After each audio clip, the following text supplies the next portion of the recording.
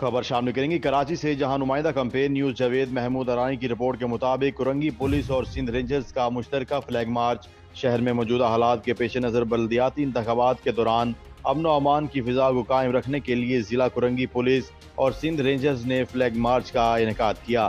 دیکھیے جاوید محمود ارانی کی خصوصی رپورٹ۔ جی بالکل، کرنگی پولیس اور سندھ رینجرز کا مشترکہ فلیگ مارچ جاری ہے۔ شہر میں موجودہ حالت کے پیش نظر بلدیاتی انتخابات کے دوران امن و امان کو قائم رکھنے کے لیے ضلع کرنگی پولیس اور سندھ رینجرز کے فلیگ مارچ کا انعقاد کیا گیا ہے۔ فلیگ مارچ سندھ رینجرز کے wing commander colonel Ehtesham, S P Syed Wajahat Hussain اور اے ایس پی مرزا بلال حسن کی زیر قیادت کیا گیا ہے۔